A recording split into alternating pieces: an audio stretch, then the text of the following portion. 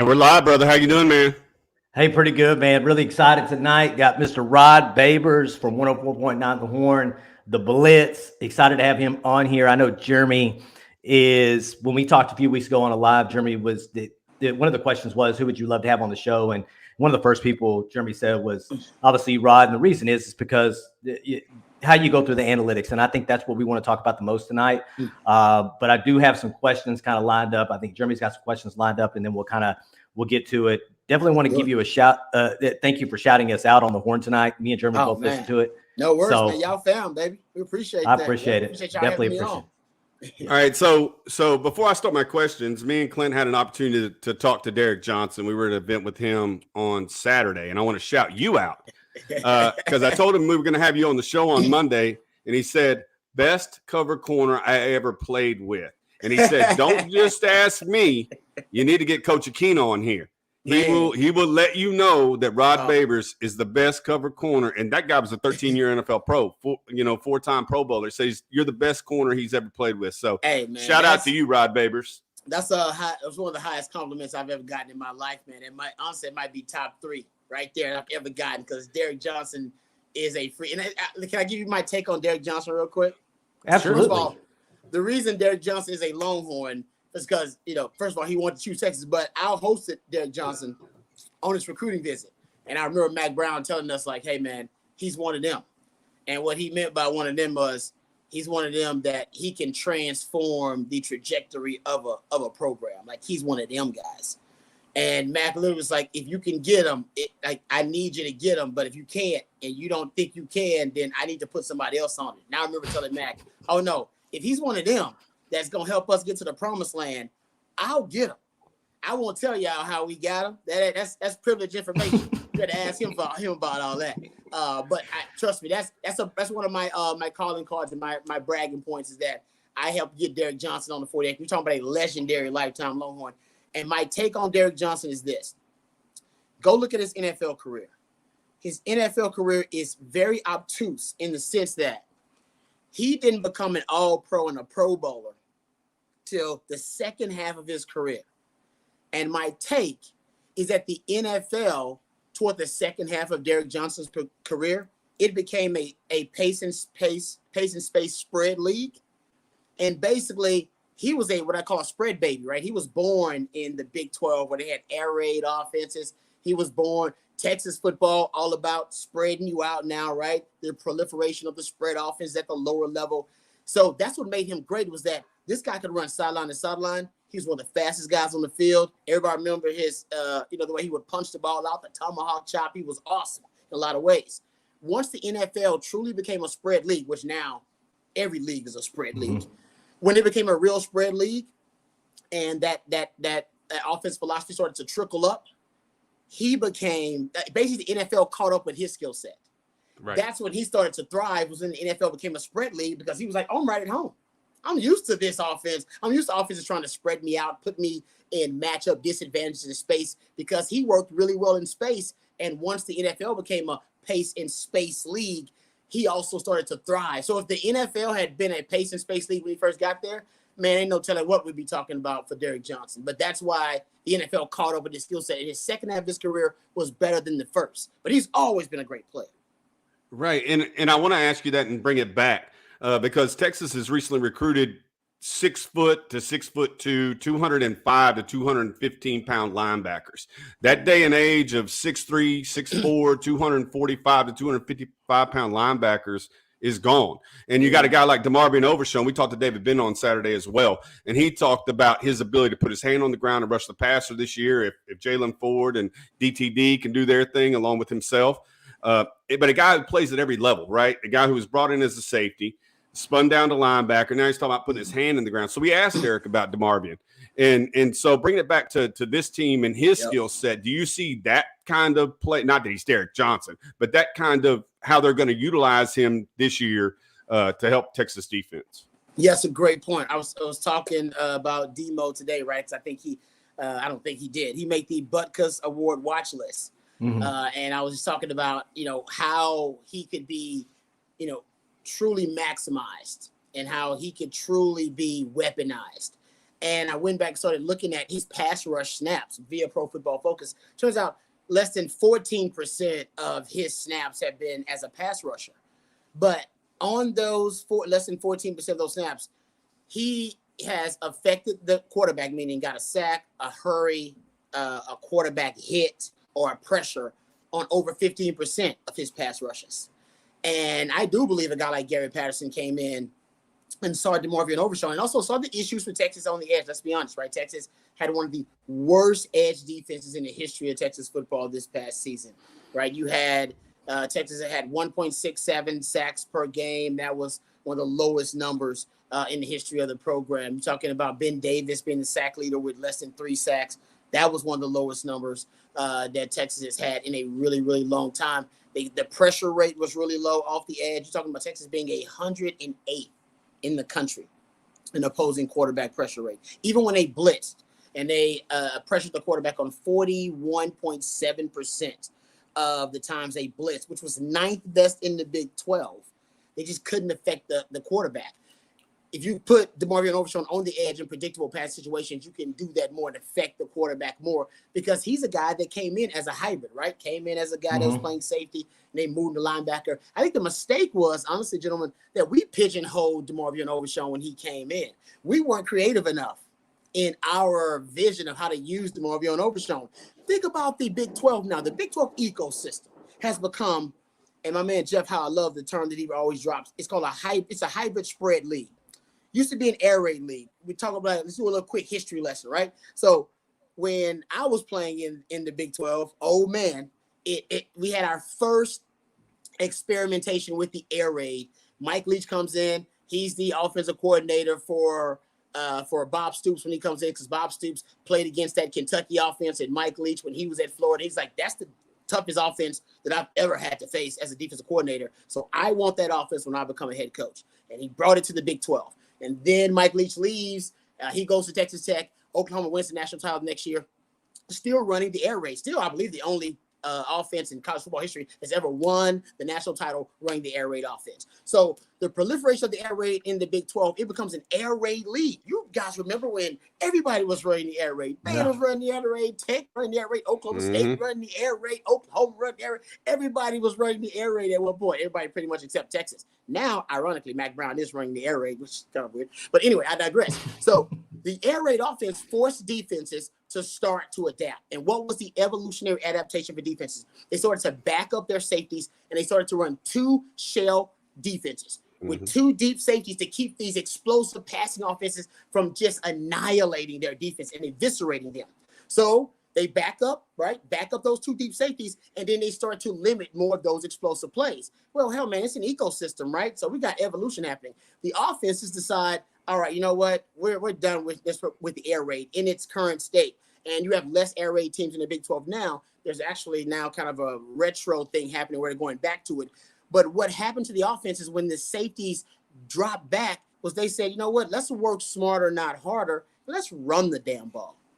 And then the offenses in the Big 12 became these power running games that also spread you out. But it was the league that was the Big 12 was a running league cross-dressing as a passing league.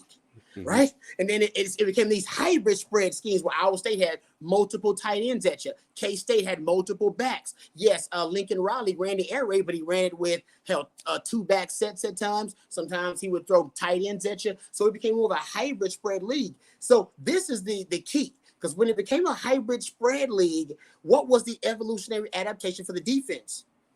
Hybrid spread defenders. The best defenses in the Big 12 were hybrid spread defenders, right? Jalen Petrie on the Baylor defense, right? You had Terrell Bernard was their kind of hybrid spread linebacker there. Oklahoma State, hell, Mike Gundy admitted in multiple interviews that 5 or 6 years ago, he said, you know what? I stopped recruiting specific positions in the back 7 on defense and started recruiting just body types and athletes and said, you know what?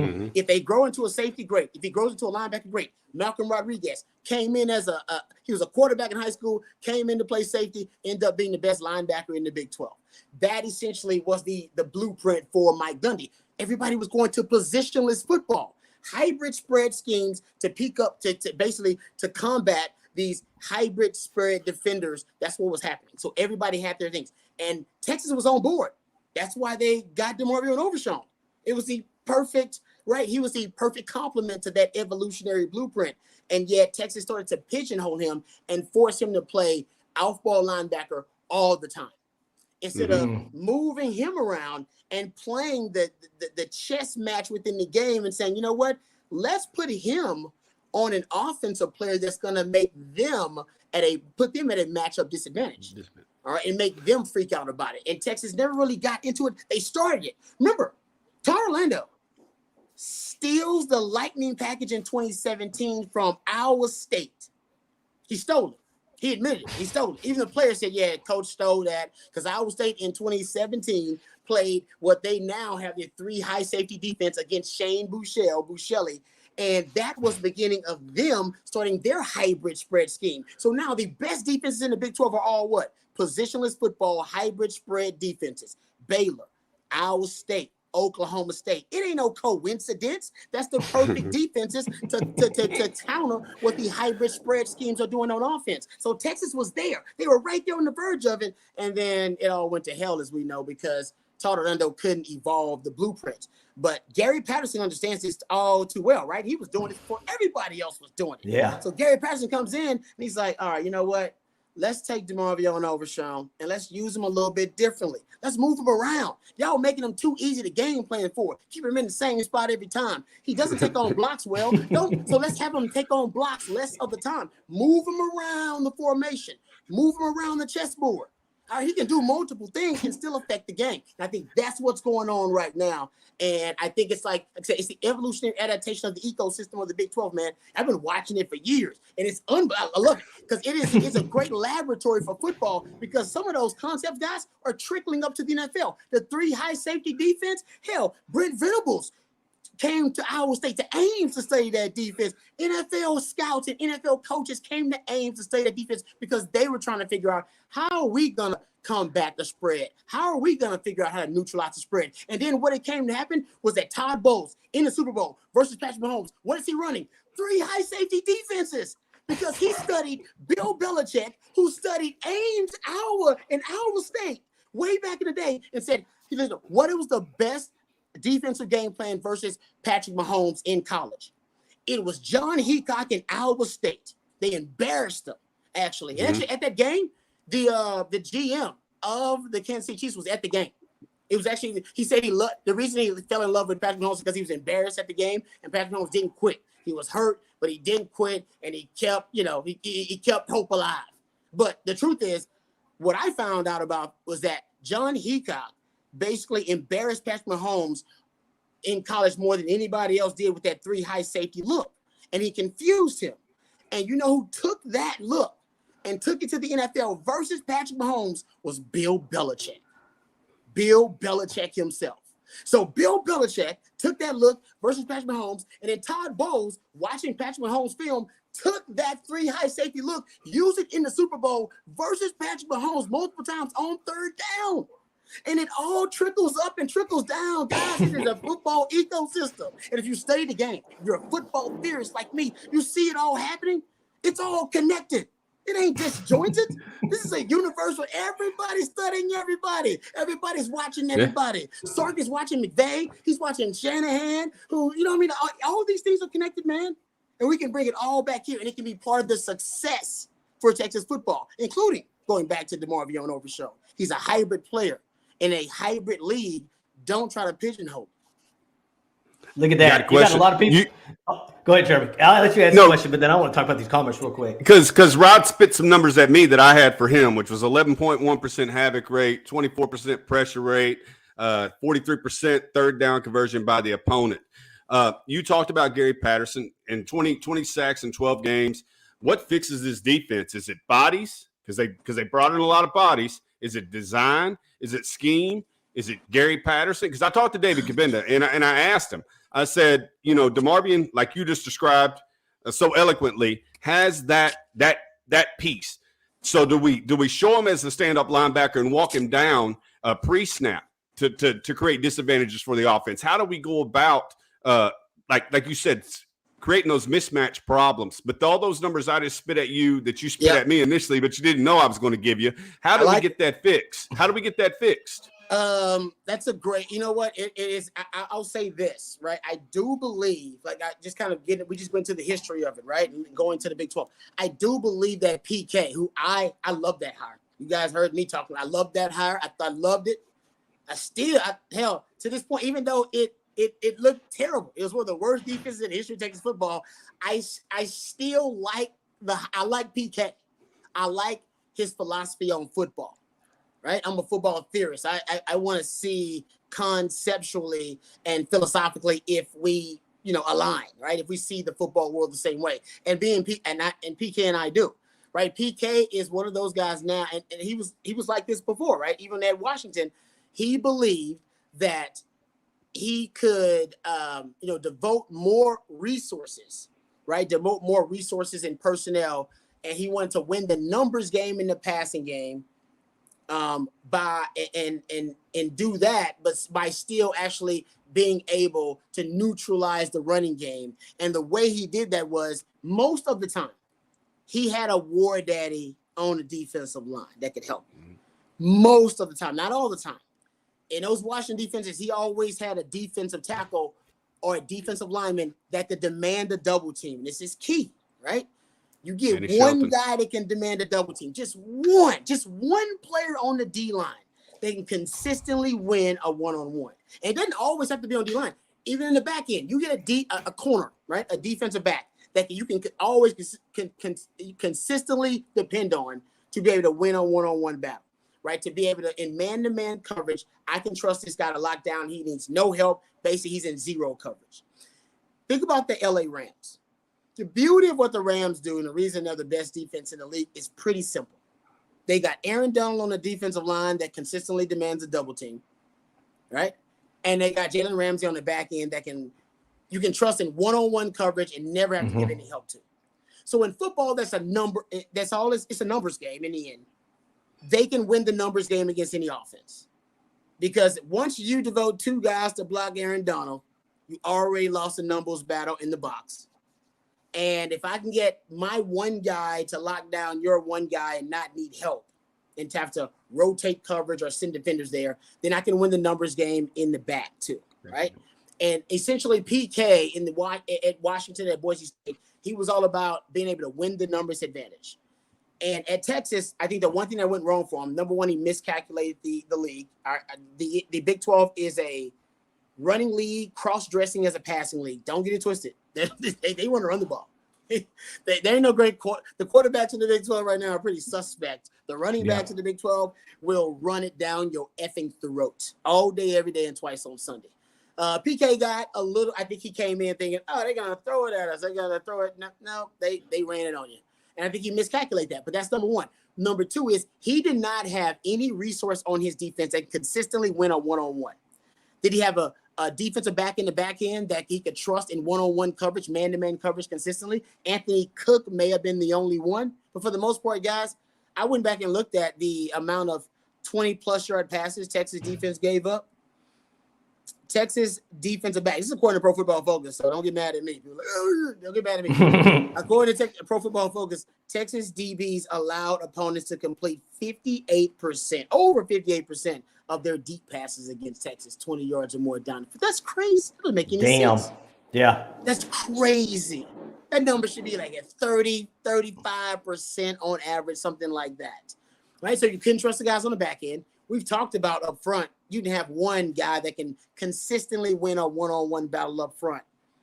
All right? Consistently do it. Yeah, every now and then the guy would do it. I'm talking about consistently more than 50% of the time. You didn't have that. So you can never actually win the numbers advantage. You have to depend wholly on your scheme and for guys making plays to go win games for you defensively. And Texas just couldn't do that.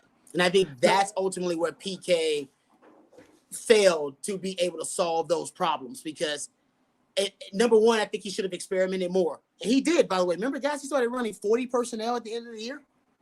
Yeah. 40 personnel, experimented with the different guys, bringing them in. He did a lot of different stuff. None of it really worked. What I would have done more of is, and I've heard Roy Miller talk about this on social media. I'll give him credit too. I would, first of all, it's too many head up alignments on the defensive line. You got to start playing more in shades. I start playing more in the gap. Put them in the damn gap. Put them there. You need to start run blitzing more. Run blitz, man.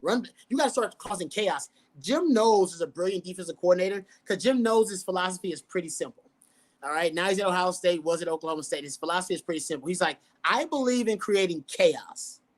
I'm going to create chaos. He calls it playing offense on defense. I'll create chaos because chaos will benefit defense more oftentimes than not. It'll benefit defense more than offense because offense depends on what? Execution, efficiency, execucation. Oh, the timing got to be change. Right. Oh, it's got to be perfect. Well, hell, if I just blow up the damn play, you know what? The damn offense is done.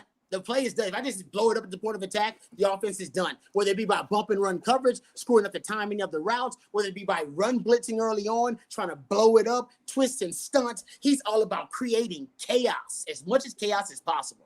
And offenses hate chaos. They hate it because it usually doesn't end up benefiting them.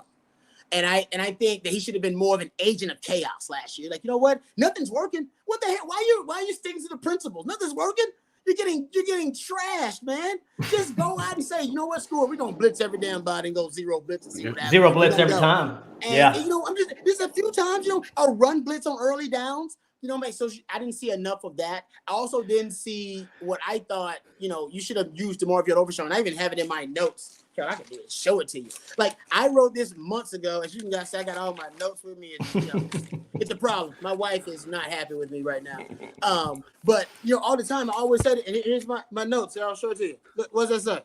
Texas defense needs to use DeMarvion Overshown as a blitzer and pass rusher. Guys, I wrote that 5 months ago. Where's the date on the top? We need the date. And Bishop is like, you know what? They're like, we're going to use him as an edge rusher and we're going to use him as a blitzer. I'm like, yes, thank you. That makes sense because he's a hybrid spread kid. Don't try to pigeonhole him and make him do something that he's not good at. Be like the Astros. The Astros version of analytics is simple. Are you good at it? Let's do more of it. Are you bad at it? We'll do less of it. There you go. Sounds good to me. Hey, Clint, I know you got something, but I got a question. Let me get this question real quick. Hey, Rod, so we talk about scheme, we talk about players, but we get a lot of, and especially after losses, tackling. Is that a lost art, or do you think 7-on-7 and the way that Texas high school football is pass happy these days, do you think that plays an integral role in the number of missed tackles that are happening at the University of Texas? Yeah, it has been a problem for a while, though. It's been such an issue throughout multiple regimes that I'm agreeing with you. I think it's more. I hate to go back to what remember Mac Brown years ago? He threw that term out. He threw that little line out there. He's like, tackling's an epidemic in America. And everybody laughed at him, but we joked and we scoffed at Mac, like Mac's making excuses. Honestly, now I kind of go back to Mac saying that more than 10 years ago and thinking to myself, man, I know maybe it's not an epidemic in America. I don't know about that, but it's definitely an epidemic at Texas, right? Because whether you're talking about, Manny Diaz or Vance Bedford or Todd Orlando or hell, even now, obviously with Pete Kwiatkowski, it seems to have been an issue that has been, unfortunately, that has been kind of reverberating throughout the program for more than a decade now. And I think if I watched a lot, and I watched a lot of college football, and I do think there are tackling issues all over the place. My random theory, and I'm an old man now, so I have random theories and conspiracy theories that aren't that, that are kind of crazy. But my thing is that I do think there is a generation of athletes. Number one, first of all, Nick Saban told you this, right? Let's go with the facts. Nick Saban, greatest coach in the history of college football, greatest defensive mind in the history of college football. He told Trevon Diggs, say, Trevon, I'm going to move you to DB, man. And Trevon Diggs cried in front of Nick Saban. Cried. He cried. Cried about it. He was sad. He was like, I want to play offense. And Nick Saban has said on record, I have a tough time convincing the best athletes in America to play defense. I can tell them, I'm Nick Saban. You're going to be a first-round pick. I'm going to turn you into one of the best players in America. And they go, yeah, I want to play defense though. I want to play defense. I want to play offense. I want to catch the ball. You know, I like touchdowns and girls like touchdowns. This is what I want to do. Ja'Tavion Sanders, we all agree. We've talked about this. Ja'Tavion Sanders, probably as a defensive end in any system, doesn't matter, is probably, you know, a first, second round pick because he's just a freak of nature as an athlete. And he has told the coaches, and the coaches have agreed because they're like, you know what, if we don't, he's going to transfer. I want to play offense. We're like, well, you know, the value of the tight end has been depreciating over the years, and it's not likely you're going to be a first or second round pick at tight end. You're probably going to be no.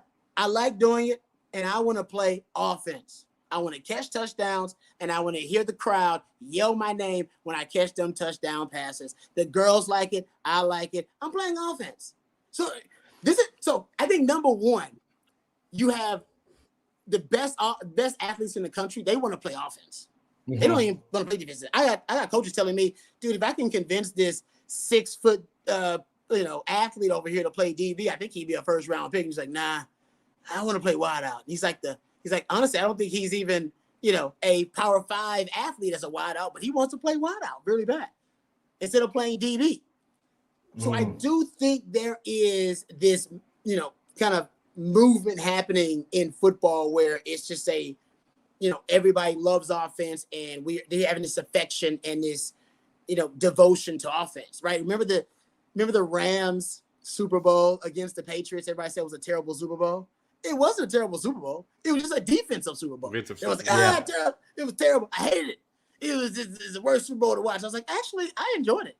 I enjoyed the chess match between Wade Phillips and you know Josh McDaniels, Bill Belichick, and Sean McVay. Everybody hated it, and I was like, I liked it. I thought it was. We like defense. We like defense a lot, Rod. We like defense a lot. So we're offensive guys who love defense. But you brought up the offense, and you brought up media day, and me and you talked about this the other day. I think it's just fewer great athletes on defense than you have because they want to play offense now. And there's no highlight. Like I said, I never got a big hit in college. Like you can't find one. I've watched games. I never had a big hit. I just had sound tackles. And they didn't look good.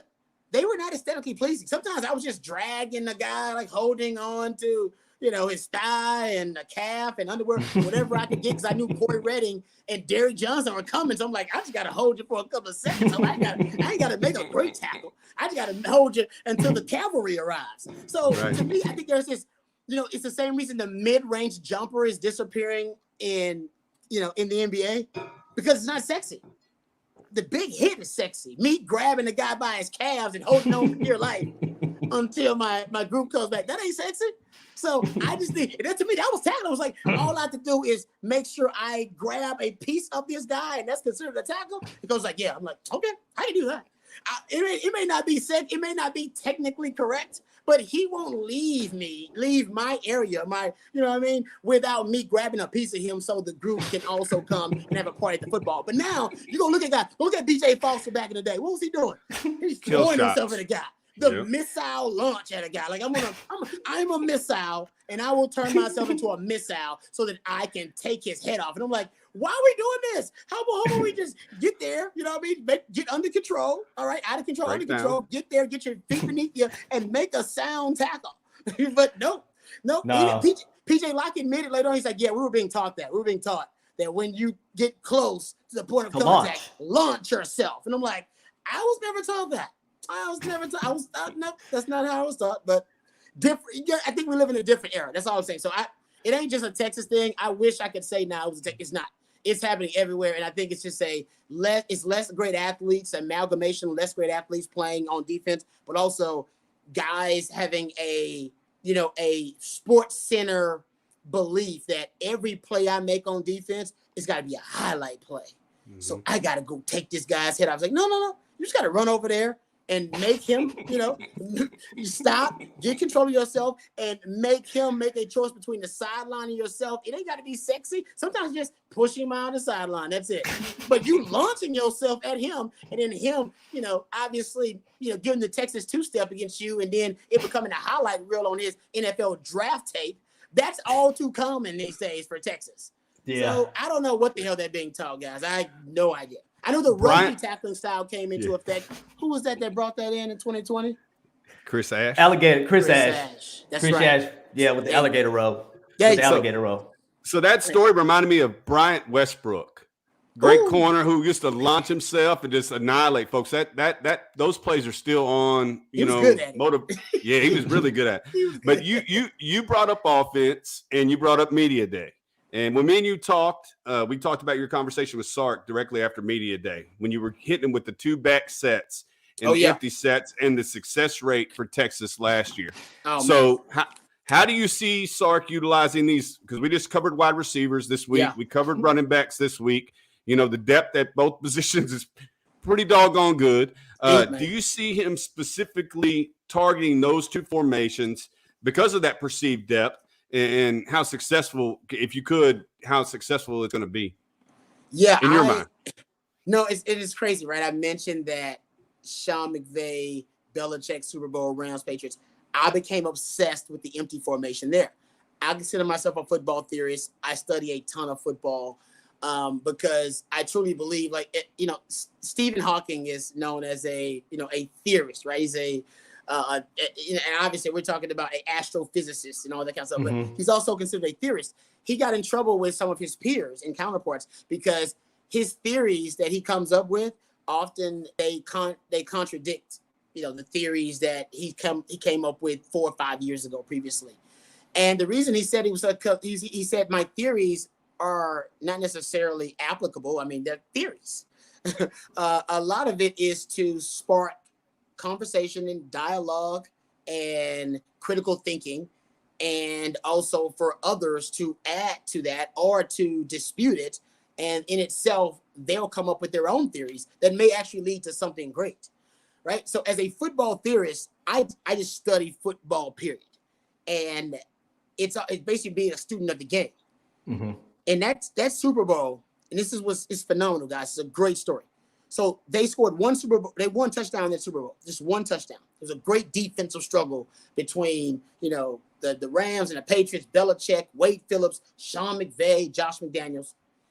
And before that game, like the day before the game, Bill Belichick and the Patriots put in a 22 personnel package for the empty formation day before the game. They said we might need it. We might. Yeah, who knows? Just in case we need it, just put this in. It's something that they can't prepare for, and we're breaking tendency. Turns out that last touchdown drive for the Patriots, which ended up being the only touchdown in the game, to score it, they ran 22 personnel, which is 2 backs, 2 tight ends, empty formation. And they scored a touchdown. They got Gronk in the slot. Belichick, he did it. And he's like, no, we might need it. Let's do it. Let's put it in. They put it in. They needed it. Wow. Wade Phillips admitted after the game, he said, there's no way for us to prepare for that. Because they were like, why'd y'all look so discombobulated? Why'd y'all look so lost? He's like, there's no way for us to prepare for it. They hadn't run it all season long. Come to find out, Pro Football Focus later on did a study. They said only 11 times, the entire season had a team run a play with 22 personnel and also went empty. 11 times, the entire season. We're talking about all 32 teams, all 17 weeks. Damn, 11 times. So you can't watch any film about that. There's no film out there to watch. They weren't running it. They ultimately broke tendency. And then I was like, man, I'm obsessed now with empty. So I started doing deep dives into empty formation. I'll spare you my history lesson. Point is this. I started looking at Texas in empty. Just that day. That time I said, you know what? Let me start looking at Texas empty formation and see exactly where they are in 20. And that was in 20, that Super Bowl, 2019, 2018, 2019, somewhere around there.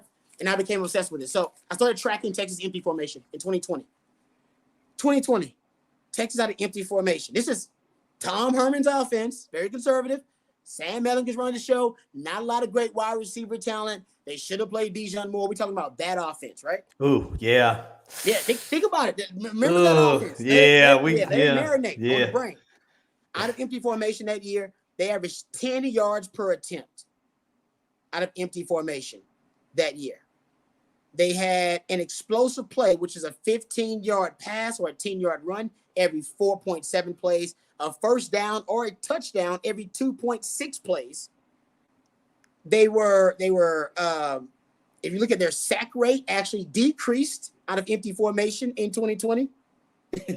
Sack rate overall was 6.6, and it dropped to 2.1 out of empty. Damn. And as we know, Sam Ehlinger was the most scramble-happy quarterback in college football for the 3 years he was a starter. Yeah, God bless him for that, too. Yeah. So I said, man, I was like, you know what? Maybe that's just a coincidence. Texas was a 21.8% explosive play rate out of empty formation in 2020. You're talking about passes of 15-plus yards and runs of 10-plus yards, because Sam would run out of it. Like, that was a Empty beauty. it out and take off. Spread them out. And if Sam didn't see it, Sam was like, you know what? I'm just Take it off. He's gone. Yeah. Bam, bam, bam. So Yep. I was like, you know what? Maybe it's just outlier. Who knows? You know. So I was like, you know what? I'm gonna keep track of it when Sark takes over. He runs fewer empty formation plays than Tom Herman total, but guys, the result was the same: 10.2 yards per attempt. Different head coach, different system, different quarterbacks. You look at the explosive plays, they had 10 explosive pass plays, 1 10-plus yard run. So every 4.2 plays out of empty, they had an explosive play. You once again had a 23% explosive play rate. Your sack rate also dropped in empty formation as well. It kept adding up. And then, oh God, the ultimate epiphany. It hit me. Like I said, football theory, guys, ecosystem. It's all connected, right? This year's Super Bowl. Guess who led the NFL in empty formation? The Rams. And guess who was second? The Bengals. And I thought to myself, Sean McVay, he got beat with it. He's like, you know what? Y'all beat me with it. Now I want to take it. I'm going to take it and use it for my own. I've seen how lethal it can be because it beat me in the Super Bowl, kept me from having 2 Super Bowls, which I should have. So now the guy that actually, this is why I love football, right? The irony of it, the Shakespearean irony of it. The guy who was the ultimate victim of empty formation by Bill Belichick decided, you know what? If you can't beat him, join him. I'm going to take that empty formation. I'm going to use it. And you know what? Wow. I'm going to weaponize it and be more lethal. And he was. He led the NFL in empty formation. And in the Super Bowl, both of those teams, I don't think it was a coincidence that the 2 teams that led the NFL in empty formation also were in the Super Bowl. And how about this? Joe Burrow, going back to football theory, right? Study it all. You go look at Zach Taylor. All they did was take from Joe Brady at LSU and use a lot of the concepts that Joe Burrow was familiarized with at LSU, which was a ton of empty formation, 5 guys out on routes. So he was like, you know what? I got to use that because Joe Burrow, that's his comfort zone. And Joe Burrow, ironically, against Texas, they used those concepts to beat Texas. It's all connected. It's all connected, dude. I was like, that's the beauty of it. If you study it, you realize, like, oh, this is connected. It's like when the pyramids appeared on different continents. It's like, did the aliens come down and give all these people all of the plans, or did they come up with these plans for pyramids on their own at certain times? How'd they travel? They couldn't go across the ocean. What happened? Football theory, man, it's a beautiful thing. You got to study it, and then you'll learn lessons from it. And if you truly become a great student of it, like you become a professorial, you can predict the future. You can do like Sean McVay, right? You can Sean McVay like, you know what? Empty is the future. I'm going empty. And that's when you are truly a football theorist. When you don't have to sit back and wait on evolutionary adapt to your ecosystem. You are the one setting the tone and the standard for the eco. Everybody adapts to you. Yeah. Instead, that's the key. So Rod, you wrote this on Twitter, right? This same thing on Twitter in January, 21st January of this year. You wrote this same thing. And then at the bottom of it, you said in 2022, #Texas should be lethal in empty after upgrading quarterback, wide receiver, and tight end. Do you see them running empty set after your conversation with Steve Sarkisian at media day? I know it was probably considered rude by myself to do that. I realized that I had to push that question in because I don't know if they are, seeing the same stuff that I'm seeing. I know they have the data, but having the data doesn't necessarily mean you're actually extrapolating, the same, concepts and the same thing that I'm seeing from it.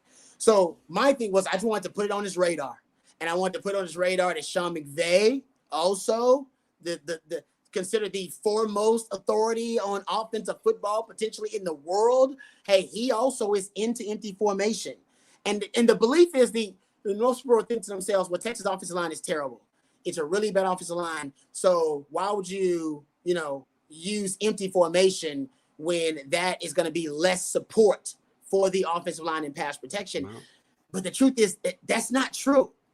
Actually, what the studies have shown, and Sean McVay knows it, and I think good offensive minds know it, is that the internal clock of the quarterback speeds up. He knows. Mm-hmm. When he's got no back behind him and he's the only guy there, he knows I've got to get the ball out quickly. And it's that formation, that personnel package is the ultimate stress factor to defenses, because you cannot disguise. You cannot, right? You cannot forsake coverage responsibility for disguise when you are dealing with empty formation. You better get to your alignment and your assignment, and you get there now, because the ball's coming out quick. And that's why you can almost see the lack of defensive disguise when a team gets an empty. They can't disguise. They got to go. I'm in man. They got to go. And you can motion. Sark has done it, by the way, motion out of empty, which Andy Reid does, which is kind of sexy. He'll motion out of empty and make empty people like, oh, you can't run the ball out of empty. Yeah, you can. All you got to do is have that jet sweep guy coming in motion. You have the zone read fake. Yep. And then that's your run threat. And if you got a mobile quarterback like Bam Bam Sam, you also got that threat too. So you have the run threat there. So I had to put that in Sark's mind. I think Sark knows about it. Sark knows how lethal they are in empty. Bijan Robinson is probably the third best receiver on the team. I'm talking about route running. In terms of route running, everything, he might be that good as a route runner, and his hands may be that good. This guy. So you don't lose anything putting him out as a receiver in empty formation. You don't lose anything, in my opinion, with Rojo out there as well, because I just think Rojo can be your check down, whoever you're going to be. He can run those routes of the tight end or whatever in that concept. He can do that. But when you put Isaiah Nayor or X-Man, Jordan Whittington, potentially moving those guys around in the slot and putting, X-Man as your number 3, caught him from the outside in, how do you match that up? How you going to put your best cornerback inside at the number 3 spot? Yeah. Probably not. Yeah. You're probably going to put your safety and your linebacker or your DB there, and you're going to bracket him. If you bracket him, great. That means you're going to leave Jay Witt one-on-one, Isaiah Nayor one-on-one. We'll take that all day, every day, and twice on Sunday. So I know people are upset that I keep pushing the empty formation, but Texas, 7% of their plays in 2020 were out of empty, a little over 7%, I should say. And in 2021, it was around 8% of your plays. We're definitely not upset with you, Rod. We're not upset with you about the empty formations at all. So all I'm saying is, instead of just running 5 plays per game or 6 plays per game, just up it to 10. Up into 12. That's all I'm saying. And I think you would see the benefit on the back end, because the explosivity rate, you're talking about above 20%, guys. More than 20% of your plays are explosive plays out of empty formation. You can't ignore that kind of data. Yeah. That's what analytics is all about. You know what I mean? Being able to understand those types of, being able to do the, really the kind of analytical deep dive and understand there are some concepts that may be disproportionately successful over others, and you may need to use those more, considering, like I said, the success rate of those concepts. Wow. And that's the job. No, I just got a statement. And that's the job of a coach, is to put his players in the position to be successful. Yeah. And he's got support staff. He's got a support staff for that, right? The support staff is for that. They're doing film. Gary Patterson's watching film now, so they have access to all the same stuff that I'm throwing out. They get it, and I think he's gonna use it, guys. I think he was playing okie doke with me when I asked him a question. He sees all of this. I think last year he was, to borrow a phrase from from man Brent Venables, he had the fire hose fully inserted in his mouth and he was blowing and going. So he had a lot, coming at him at that time. I think now that Sark had time to settle. He's talked about playing 10 personnel, right? Using 20 personnel, using 21 personnel. He's talked about what a challenge it is for him to mix and match all those personnel packages. So I think he's understanding the advantage it would give him to have defenses having to match up with Texas using these concepts, 20 personnel, 21 personnel. Hell, how about you go 20 personnel and go empty formation on them, right? You go Bijan Robinson, you go Rojo, and then you can go Jordan Whittington, Isaiah Nayor, and X-Man on the field. And then you can just allow Quinn Ewers to go, all right, find the mismatch. Mm-hmm. Quinn Ewers, I'm a guy who believes. Find a weak defender and just get that guy the ball against the weakest defender, because everybody's got weak defenders. My man Shanahan has a great quote. He's like, everybody's got weak defenders. All you got, if you want to build a great game plan against a defense, just go find the weakest links.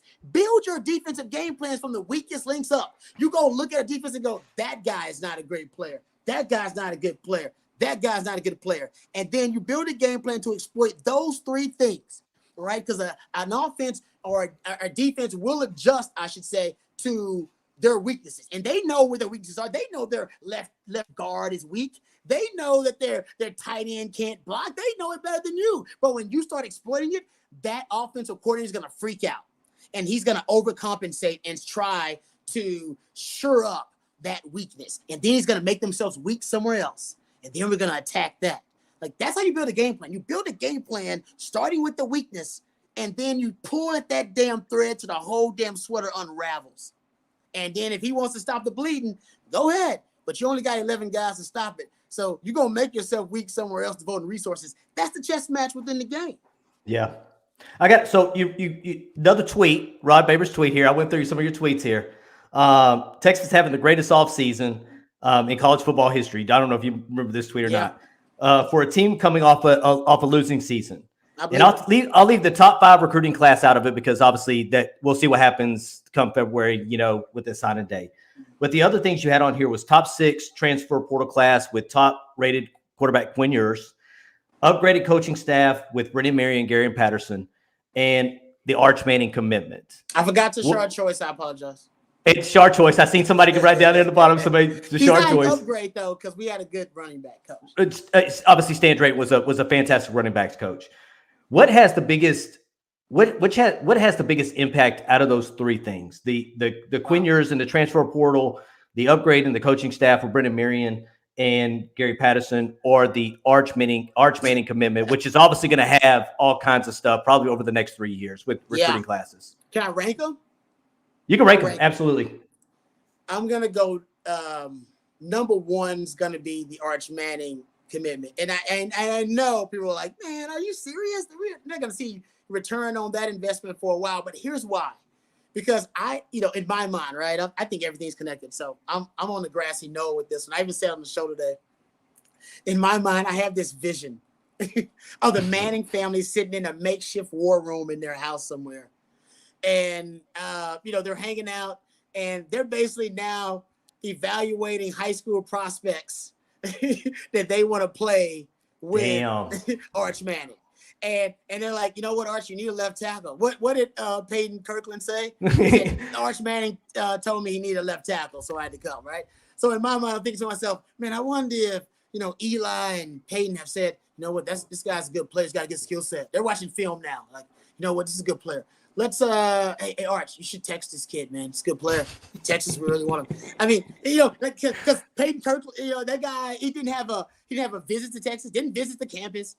Didn't have Texas in his top 5. So now in my vision, I'm thinking to myself, man, are the Mannings helping Texas evaluate talent? Now I know this is ridiculous. I get it. I say it's ridiculous. But it's part of the drinking of the Kool-Aid. It's like, man, the Manning, but I think something more tangible, right? Something more substantive is that, celebrity endorsements are all the rage, right? We even politicians want celebrity endorsements. Celebrity endorsements are everywhere. You go on television, they're everywhere. All companies believe in celebrity endorsements, And I believe the Arch Manning commitment, and we all believe this because I'm not that far out on this kind of on this limb. Everybody who saw Arch Manning commit verbally to Texas believes that the entire Manning family made that commitment. Nobody believes it was Arch on his own. It probably was Arch on his own because they probably are like, hey, Arch made your commitment. You know what? I want you to be happy. Want you to. But everybody believes that Eli had a say in it, Peyton had a say in it, and that Archie had a say in it. And now that we know that at one point Cooper Manning was basically being recruited by Texas, but John Malkovich screwed it up. It's okay, John. It's all right. We still love you. All right. And we know now that there's videos of Arch Manning as a youngster, you know, or no preteen talking about how he wants to go to Texas. And Eli Manning at one point, Mac Brown has set his sights on Eli, and Eli publicly has stated, oh no, Texas was a front runner until David Cutcliffe got that job at Ole Miss. And then my big brother, who had been coached by David Cutcliffe, told me, you need to be coached by David Cutcliffe like I was, because David Cutcliffe's a damn good coach, right? Because it seems like the Mannings make family decisions. That are best for the brand. And my belief is that was a family decision, is that they said, no. And more importantly, they said, no, we actually, even coming out 5-7, we believe in Sark's vision. I don't even know if I believe in Sark's vision coming off 5-7. Did y'all? We lost to Kansas. Said, hey, I wasn't fully in. I don't know if I was fully in, all in. But when I heard the Mannings heard Sark's pitch, and the Mannings said, oh yeah, this is it. Yeah, no doubt. This is happening. The Mannings know more football than I do. I know a lot of football. I don't know more football than the Mannings. And the Mannings believe that Texas is on the right track and that Texas is good enough for Arch Manning, which means they believe Texas is going to be winning a lot of games in the future. If they believe that, well, hell. We better start drinking. We need to start drinking that burnt orange Kool-Aid. Drink it. Drink up. Drink on up. That's what's happening, guys. It is the greatest celebrity endorsement in college football history. Think about it. Yeah. And you heard Jonte Cook say exactly the same thing. Yeah, at the time when Peyton Manning made his commitment to Tennessee, he wasn't a Peyton Manning. He wasn't a Peyton Manning. We know Archie Manning was Archie Manning. He was like, he wasn't the head of the patriarch of the first family of football. And when Eli Manning made his commitment, Peyton Manning wasn't Peyton Manning. And like I said, Archie Manning wasn't the patriarch of the first family of football. But now that Arch Manning is ready to make his commitment, Peyton Manning's a GOAT. Eli Manning's going in the Hall of Fame, whether you like it or not. Most of y'all don't. Cowboys fans. And Archie Manning now is the patriarch of the first family of football. It was an endorsement from the royal family of football to say, no, Sark coming out 5-7, he's the real deal. Y'all watch this. Look, I've been trying not to wear the burnt orange glasses. For the last. I'm really trying not to. I don't want to do it, but the Mannings know football. You don't think the Mannings have watched the same games I watched? They watch the empty formation. They watching the two-back sets. They're like, man, Sark is on to something. Sark won me over during the season with some of his concepts and what he did. But damn, man, he won over the Mannings. That's it. He won me over. You won the Mannings over, Sark. You won me over too. Congrats. All right, so let's talk about 2 and 3. All right, so we got to 1, 2 and 3. So your options were upgraded coaching staff to Brendan Marion and Gary Patterson, and the top 6 transfers. And I'm going to leave at Quinn Ewers, man. Do you think Quinn Ewers starts game 1, University of Texas? Not to put you on the spot or anything. Yeah, man, he does. He does. And I'm hearing that, Hudson Card's making it a hell of a go, too. That Hudson Card, because Quinn Ewers a little new to the system, maybe a little turnover happy sometimes with the football, maybe not making the best decision with the football in spring practice, but he's new to the system, right? So he'll get the benefit of the doubt that he's new to the system. Here's my take on quarterback, right? I think that, and I was here for the Sims Major Applewhite controversy, so that's what I have to relate to. The quarterback competition is basically an election, right? And you got to win over the votes of the coaching staff and the locker room. That's basically the electoral college, the locker room and the coaching staff. The popular vote is the fans. Now, as we know, popular vote don't necessarily matter. It don't matter at all. You can win the popular vote all you want to. We've seen 2 people win the popular vote, lose the election, so that don't matter. But that's what we talk. We the popular vote talking about this, okay? But the electoral college, okay, which actually determines who's going to be the president, who's going to be the starting quarterback, that's the coaching staff, that's the locker room.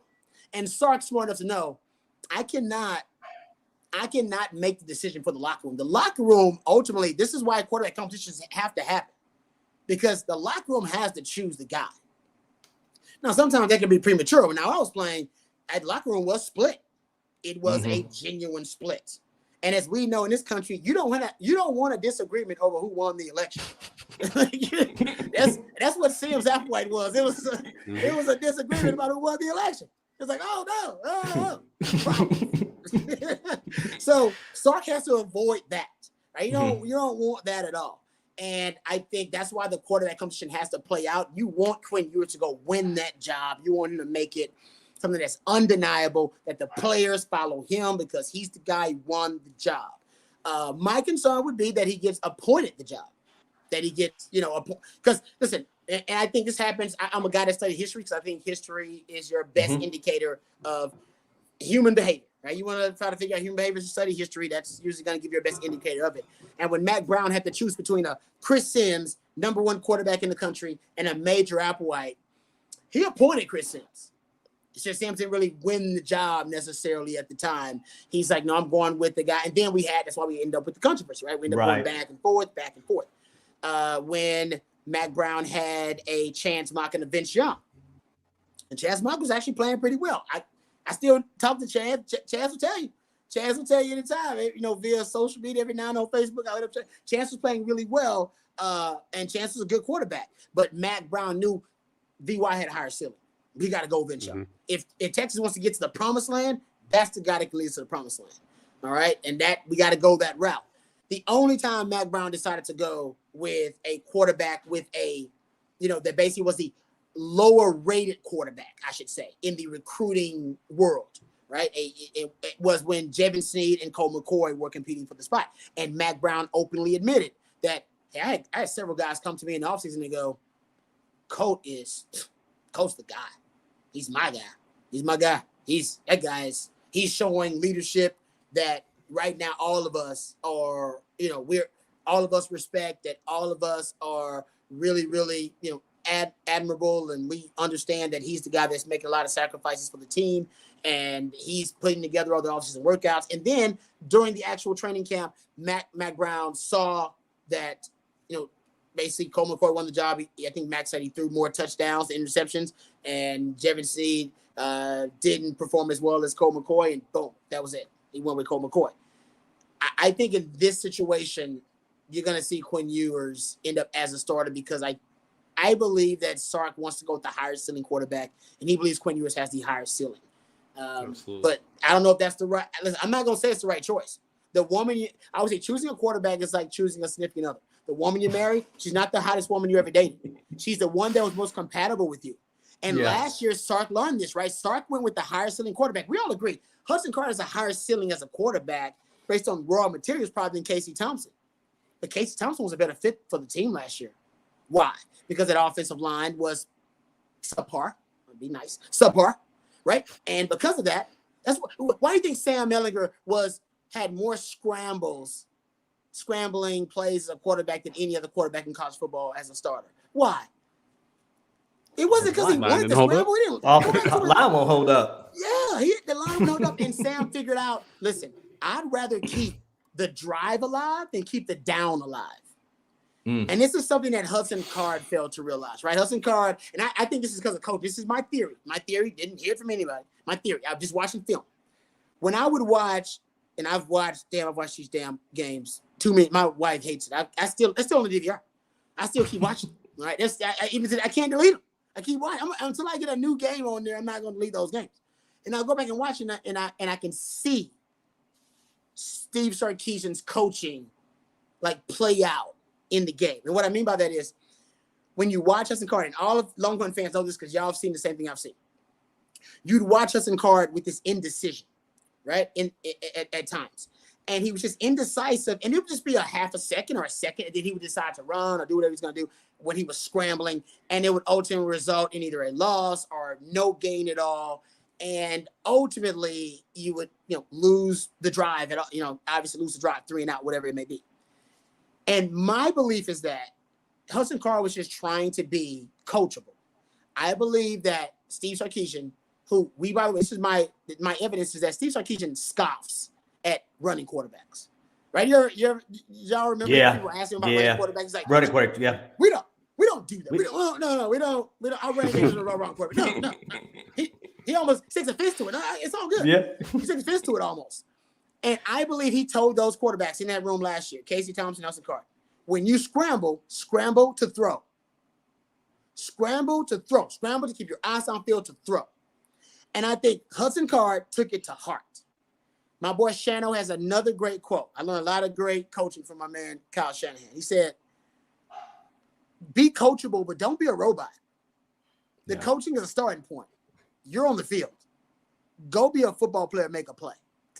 And I think Casey Thompson wasn't a robot. I think Casey Thompson learned from Sam Ehlinger, who's the most scramble-happy quarterback in college football.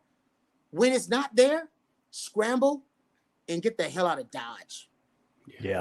Keep the drive alive. To hell with the play. The play's dead.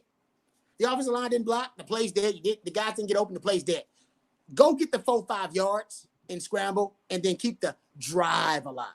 Hudson Card listening to Steve Sarkisian. I believe he was listening to him. And Steve Sarkisian was saying to himself, hey, listen, scramble to throw. And Hudson Card, remember that Arkansas game? And those few times he missed Jordan Whittington down the field? And it was close. Close inches to scrambling to throw. And everybody knows Hudson Card's faster than Casey Thompson. He's a better athlete than Casey Thompson for the most part. But the indecision, because he's listening to Coach Sark in his head thinking, I'm scrambling to throw. And Casey's like, Sark don't know this damn offense. And these guys like, I know him. I played behind him. And Sam kept telling me, dude, get the hell out of Dodge. If that play breaks down, go and run. Go run. Get the first down. And Hudson Card didn't get that lesson from Sam because he wasn't right behind Sam. And I think the lesson for him was he got from Sark. All right, I'm just going to scramble. I'm going to scramble to throw. And I think, man, he scrambled to throw. And then you got your issues chemistry-wise with your wide receivers. You got the offensive line, and you just didn't have that kind of time. And Sark is coming from an offense, by the way, at Alabama, where his starting quarterback, Mac Jones, went to his second read less than 10% of the time. So Sark's thinking, my offense works no matter what. It's called hubris. Happens a lot to coaches. My offense works. It's on time. As long as it's on schedule, it'll work all the time. It's like what Sark did. Remember Sark? He admitted this. Sark admitted that, he basically miscalculated how often his offense would be off schedule. Sark, you were the offensive coordinator when VY ran the touchdown off schedule against USC. Most football is off schedule, especially when you got an offensive line that can't block.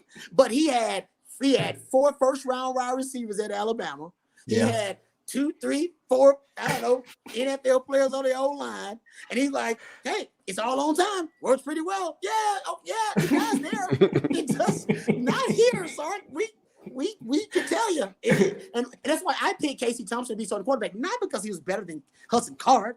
That's ridiculous. No, he's not necessarily better, but he was more compatible with that offense. I can tell you that right now because I knew Hudson Card was going to be trying to stay in the pocket and listen to coach and no. You need an agent of chaos because most plays were going to be chaotic. And that's why Casey Thompson thrived in the offense at times when Hudson Card could not, because Casey Thompson understood, I only got so much time, and when that time's up, I need to get the hell out of Dodge and go. This year, I don't know if it'll be the same because I don't know if the offensive line's the same, but I mean, we've been watching this O-line for a while, and Casey Thompson knew, I'll listen to Coach, but Coach, trust me, when I'm on that field, when I'm getting first downs, you ain't going to complain. I tell you what, no coach has ever yelled at a guy for getting the first down. You know, like, hey, you did not go through the progressions. You did not do it. No, you got the first down. All right, next play. Here we go. Next play. First down, baby. That's all we care about in the end is first downs. So keep the drive alive. Don't worry about keeping it down alive. And I think that's where the difference was. Jim, you got a question? No, but I know the viewers got. Go ahead. Hell yeah, they got 1,000 questions. They do, and we may not get to them tonight. But this, I'm telling you, they are enjoying this, Rod. The comments are crazy. They're really, really enjoying this show. They like. They need to have Rod on here more often. So, freshman impact. Obviously, we signed. Let's talk about offensive line. Okay, let's talk about offensive line. And you've had guys that have been there for 3-4 years that have been very inconsistent. You call them subpar. I call them a D-. Okay. Hey, same thing. Yeah. See, I call them a D-, and I believe that this offense with a couple of pieces on the offensive line, if they're good to average, this offense can run. Probably you're talking 38 to 40 points a game with the good to average with the offensive line. Agreed. Do you think do you think any of these freshman offensive linemen that are coming now, do you think they have an opportunity to play, and do you think they'll make an impact? Oh, Kelvin Banks, Devin Campbell. Yeah, they're going to play. Just from the few people I've talked to, they are as good as advertised, and we haven't seen any pads yet. So you don't know if they're going to be able to translate right away. But they're excited about this group. I think going to have 2 freshmen start by midseason. I do. I think Kelvin Banks is going to start by then. I think Devon Camp. I think in the interior, it's easier for a younger guy to start because Texas is stronger on the inside. All right, you do have more support on the inside. Junior Angalau is a veteran player. Jake Majors is now a veteran player for you. So you actually, I think you have a little bit more support for a younger guy inside. So, I mean, I think you'll have 2 of that group end up by – I'm going to call it mid-season because you don't want to throw freshmen out there too early. But the truth is you don't have – I mean, that's the guys in the spring. They didn't even have enough for a 2D on the offensive line. They didn't have enough for a 2D. I expect this group to come in and start – and at least 2 of them to start pretty early. And then for them to start working the rotation around these young guys. Hell, by the end of the season, I wouldn't doubt if 3 of those guys are in the rotation. Your rotation, you'd like for 8 guys to be in your offensive line rotation. That you obviously, and you'd love to have a guy that is kind of your Swiss Army knife. You can move around the offensive line. But I do think that 2 of those guys will end up early on giving you reps. Happened to the Aggies last year. You got the growing pains, man. They're going to happen. The growing pains are going to happen. You got to deal with them. And this is the beauty. This is the beautiful thing. Because Sark is brilliant offensively. He is. He is brilliant. He's got his shortcomings like every human being on the planet. But he is a brilliant offensive mind, and he knows now what the shortcomings are. Last year, I do believe he was fooled a little bit last year. I think hubris honestly stepped in. I think he thought he was hot-ish. I think he thought, you know what? Hey, my way gonna work. My way. Yeah. Every coach thinks that my way gonna work. Yeah, that guy didn't know what the hell he was doing. My way gonna work. And I think he figured out that, oh, you know what? There are a lot more deficiencies within the roster remember. His motto was all gas, no brakes. His motto was all gas, no brakes. And by end of the season, no joke, he was making his own comparisons to a classic car that need to have the engine overhauled. So guys, that was a miscalculation. Okay, I think he was like, okay, you know what? My bad. So I should have slowed it down a little bit. Trust me, I get it. The expectations are always high at Texas. But I do think that Sark came in with a vision. We've heard him say this now too. He wants big humans on the inside. We've all seen it now. The 12 offensive linemen he's had in the last 2 classes, they are huge. They average somewhere around 6'5", 315. Tom Herman's guys average less than 300 coming in. So they want girth on the inside. He wants big humans on the inside, basically a street fight on the inside. My term is bully ball, right? Because that's what the Tennessee Titans play in the league. That's what you get into NFC East in Philadelphia. Like, that's the kind of ball that the Ravens in the AFC, that's what they're playing. They're playing bully ball. And Sark said it. He said it on with Craig Way and my man Jeff Hound like the Tower. He said, in the NFL, I saw it firsthand. He said, I saw the most physical. He said, we on the offensive line at Atlanta, he said we didn't have great size. And I saw teams with a lot of size and a lot of mass come in and just bully us. And now he saw it with Texas and Arkansas.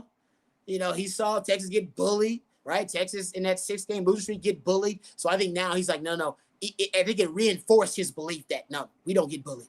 So he's like, he wants mass. Him and Kyle Flood, they want big guys up front. They want a track meet on the perimeter, and they want they want bully ball battle royal on the inside. They believe their big bodies will win.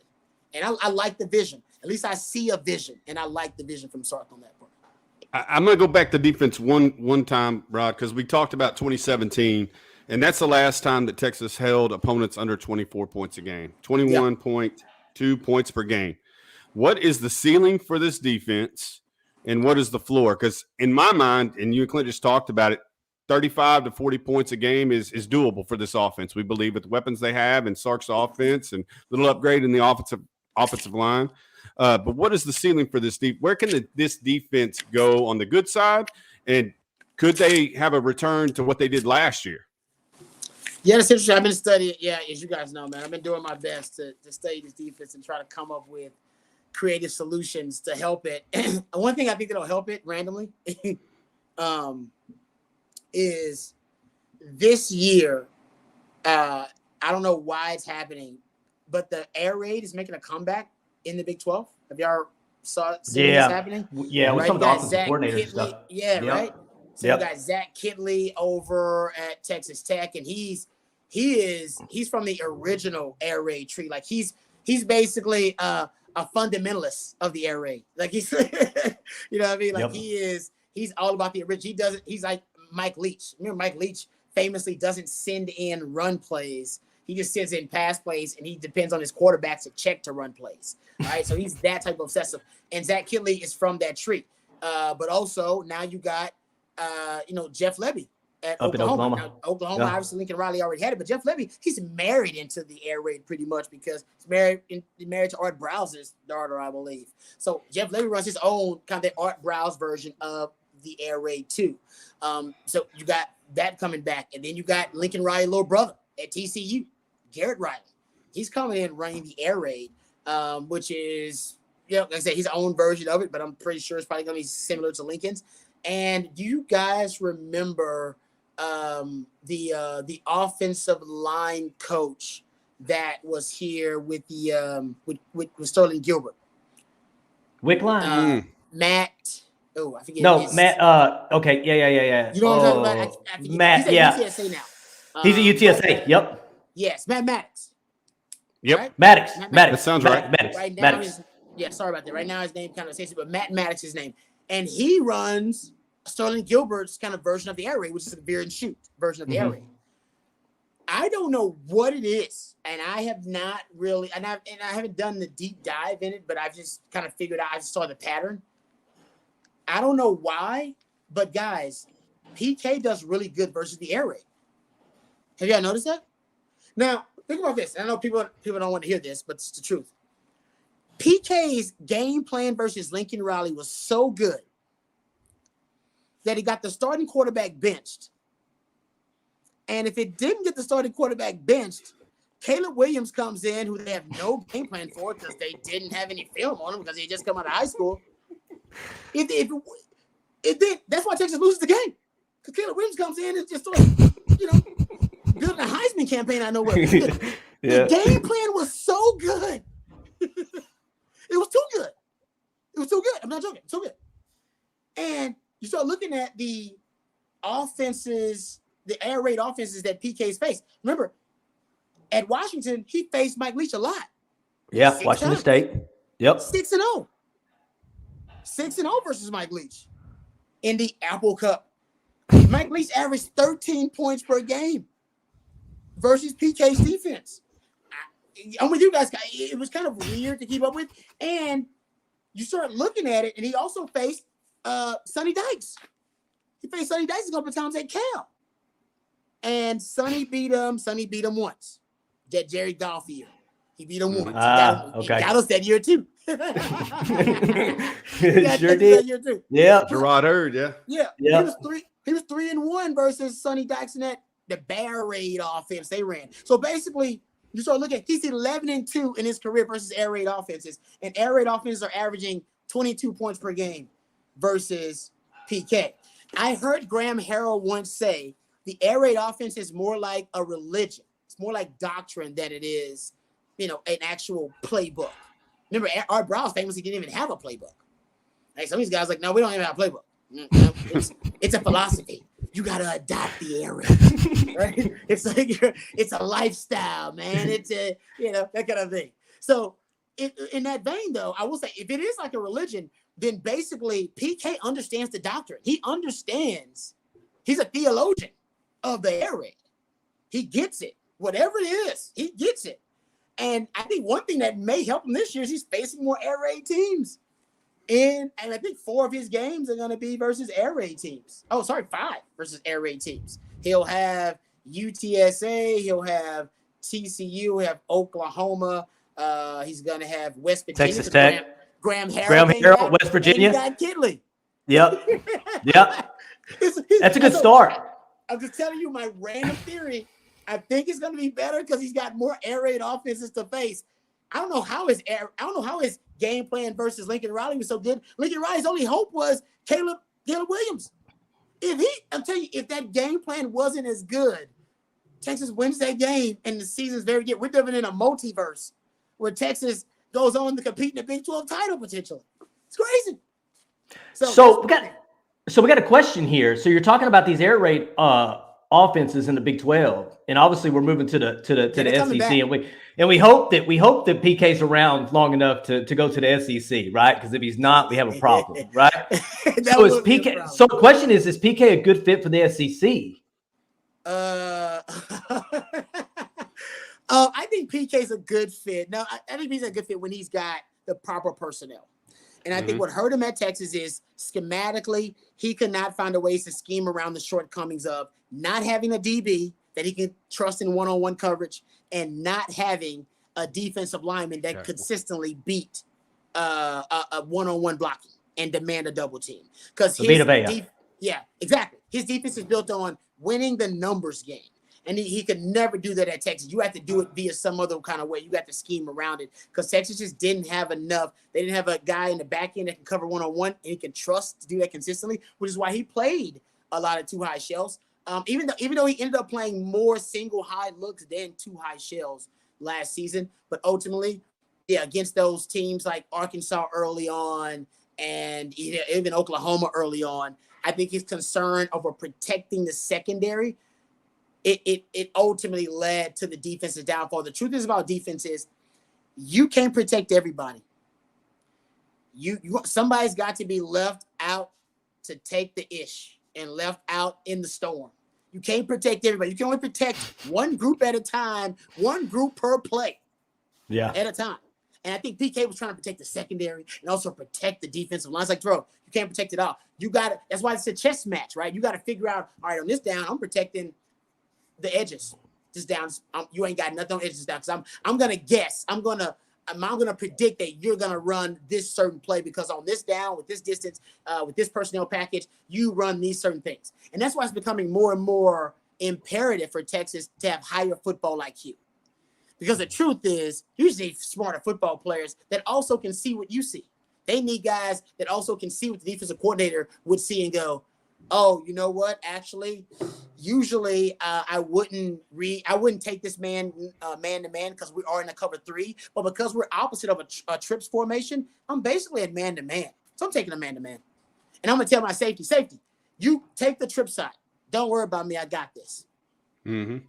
And, you know what I mean? And you can help out your defense because they can adjust on the fly with what the offense is trying to manipulate and what they're trying to exploit. But you don't really have that right now. That's why Sark keeps talking about what?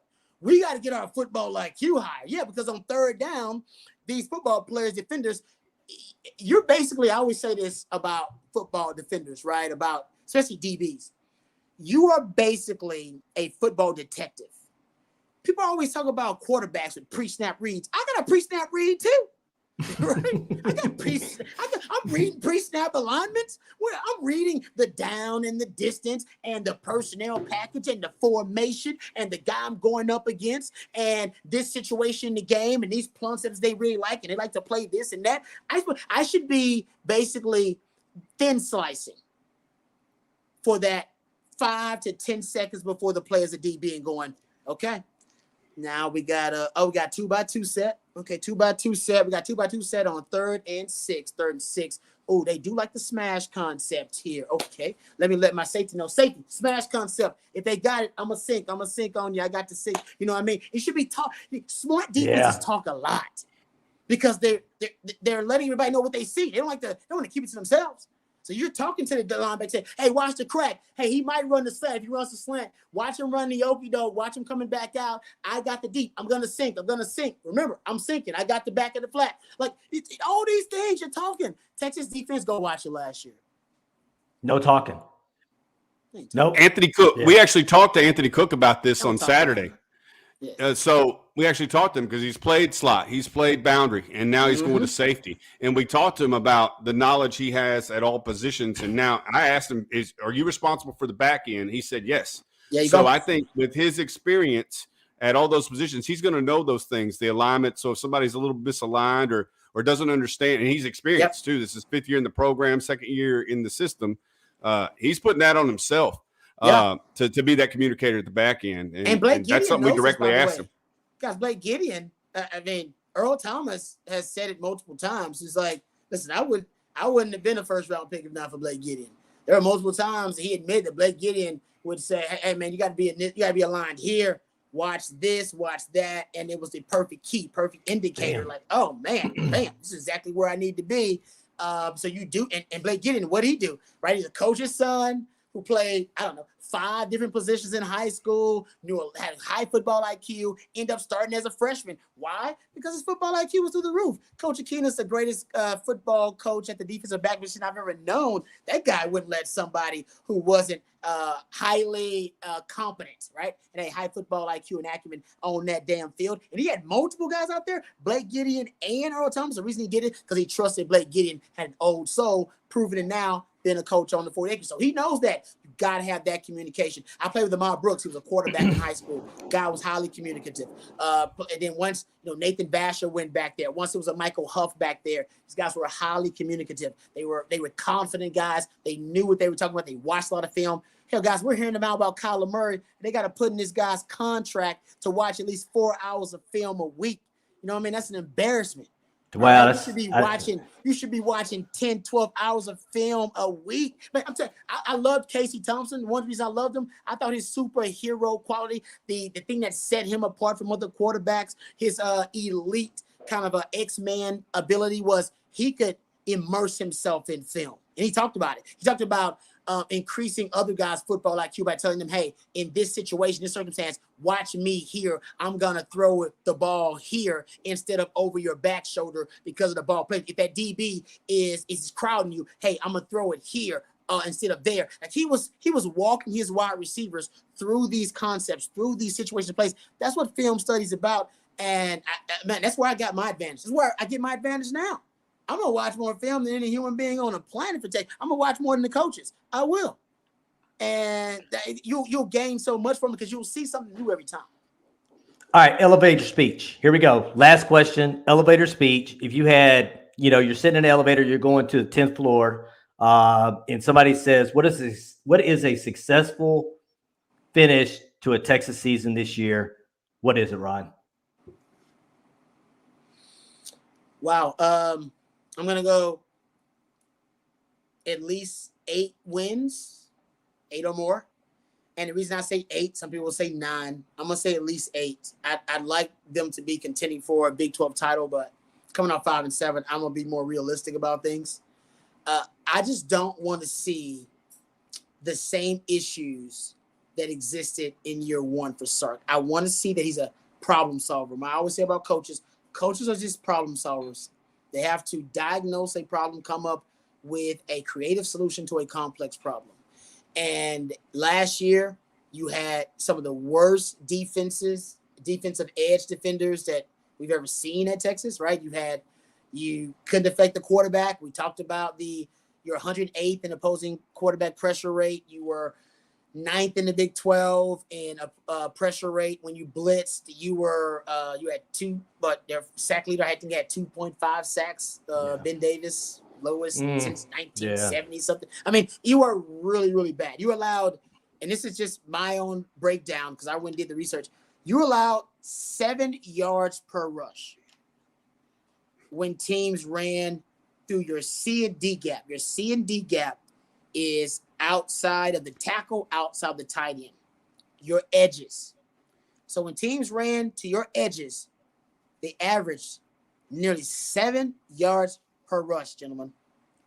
I don't know why they ever ran anywhere else. That cannot happen.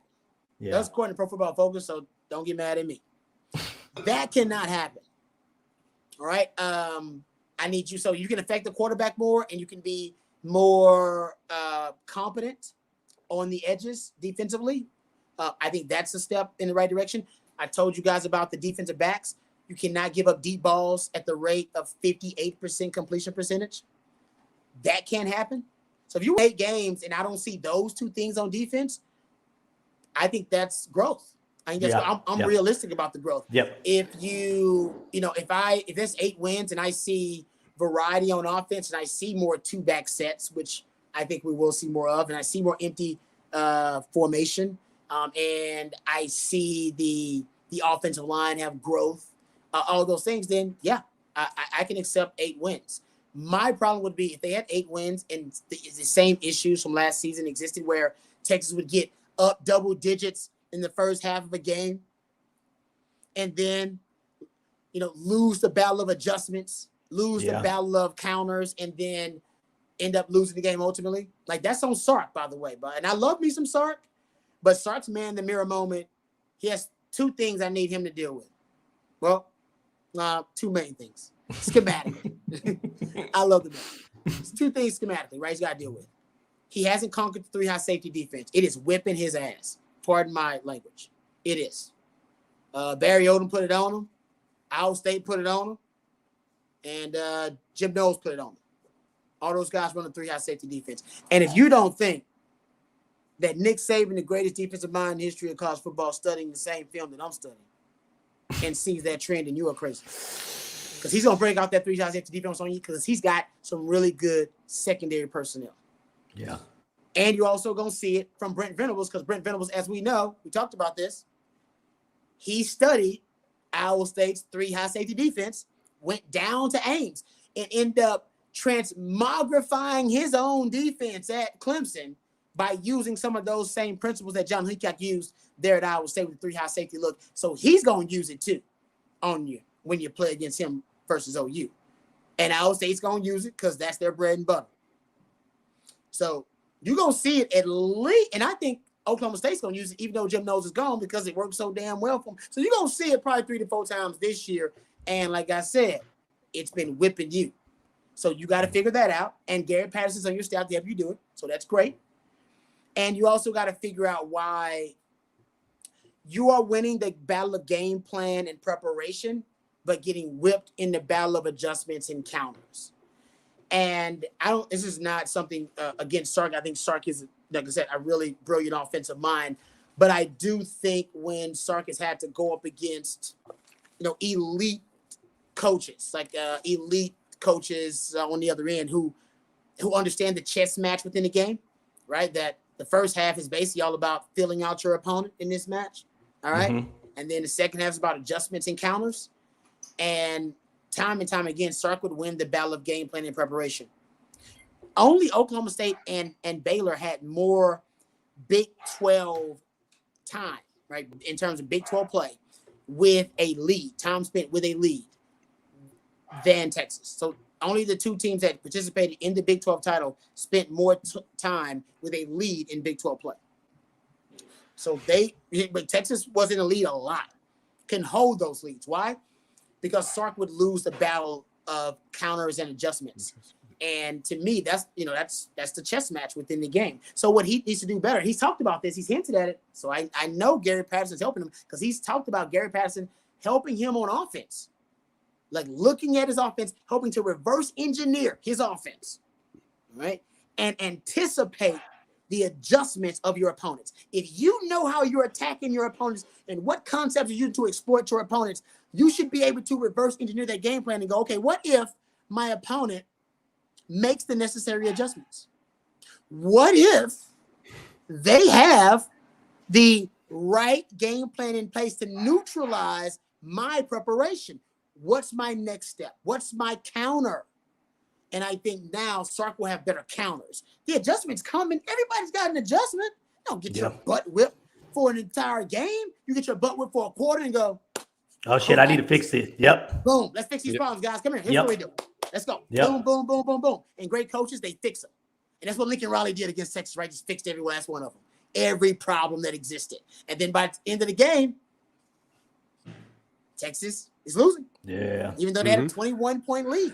So that's Sark's biggest thing. I think Sark's got to learn to anticipate adjustments better. I think he will, because I think Gary Patterson is going to help him. And that's all about, like I said, giving your opponent the respect to assume that they're going to be able to figure out your game plan. Your preparation and game plan, that's not the end-all, be-all. It's a chess match within the game. Once you go out there and whip them in the first quarter and a half, congratulate your coaches and go, you know what, guys? We did great. We won the week of practice, but now the real game begins. Yeah. Adjust. Football IQ. Let's go. Let's go win the battle of adjustments, win the battle of counters, and then we'll win this game. You can't just win half of it, man. You don't get credit for that. Damn. You don't. Rod, Rod, man. Rod, we appreciate. Hey, we appreciate you coming on tonight, man. We've been on here. You thought you were going to be on here for about 45 minutes. You've been on here for about an hour and a half, man, talking ball with us. I love it, man. I'm having a good time. We do. We appreciate you, man. We really, really, really, really appreciate you. We have 180 something people on here watching right now. Please hit that like button. If you have not subscribed to our channel, please subscribe to our channel. We would greatly appreciate it. We're going to try to get Rod back on the show, baby, mid-season if he's up for it. I know he's busy. Man. Yeah, get him on here mid-season, and then we'll kind of see where we go from there. But yeah, we appreciate you coming on tonight. We know you're a busy person. You got any last thoughts, Jeremy, before we let Rod go, man? No, everybody's learned something from this last hour and a half, I guarantee you. And we're a smarter fan base because Rod Babers came on our show. And you can listen to him every day on Ball Don't Lie on 104.9 from 3 to 7. And he has his own podcast with Jeff Howe, Longhorn Blitz. So make sure, I think it's on YouTube. I've seen it on YouTube. Yep. So please search for that. And you can get this all the time. I think they come out once a week. Yes, sir. Don't do it every day. Okay, once a week. So Ball Don't Lie, Longhorn Blitz with Jeff Howe and Rod Babers. Please check those things out. Again, we got smarter because you joined us today. Can't thank you enough. And I listen every single day. I'll be listening again tomorrow. Jeremy, Clint, I appreciate you guys having me, man. It's been a ball. Like I said, I could go, man. I love talking to you guys. I'm having fun. I can talk ball all day. My wife hates it. Like I said, she's got to listen. That's okay. That's what you got us for. My wife texted me about 15 minutes ago, said, "Man, are you done yet?" And I was like, "No, we're not done yet." So, but hey, we appreciate you being on with us tonight. Again, you can find us on Twitter. Or I can't even say what I'm supposed to say on Facebook at Texas Football Talk, on Instagram at Texas Football Talk, and on Twitter at Texas Football Talk. We appreciate you as always. Y'all have a wonderful rest of your night, and hook 'em. Hook 'em.